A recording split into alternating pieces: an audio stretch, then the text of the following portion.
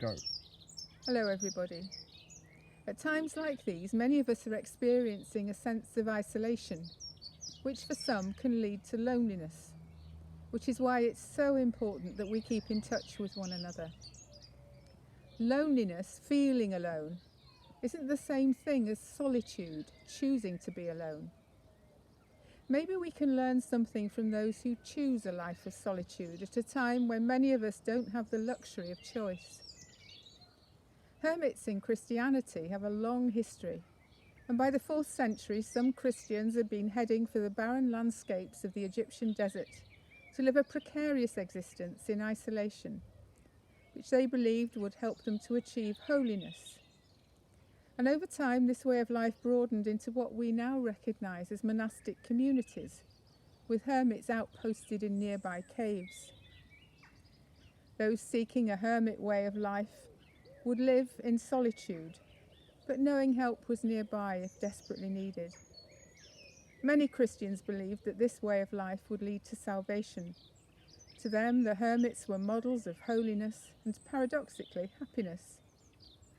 You may remember Sister Wendy Beckett, a hermit who regained renown for her commentaries on art. When asked how she reconciled her newly found public face with being a hermit, she answered, "It is my apostolic duty to talk about art. If you don't know about God, art is the only thing that can set you free." Could the wisdom of religious hermits, artists and poets offer you comfort in this time of isolation today?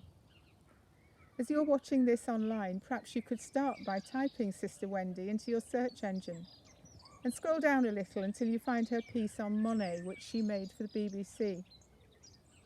I wonder if, having watched this and listened to her words, you might see the beauty of God's creation all around you with the same sensitivity as Monet and Sister Wendy. I'll finish with a prayer this morning written by David Adam, who died in January this year. He was a clergyman and writer, and latterly the rector of Holy Island, Lindisfarne. Lord, increase our zest for living, our vision of your glory, our hearing of your call, our grasp on reality, our response to your love, our sensitivity to others, our gentleness to creation, our taste for wonder, and our love for you. Amen. Until the next time, goodbye.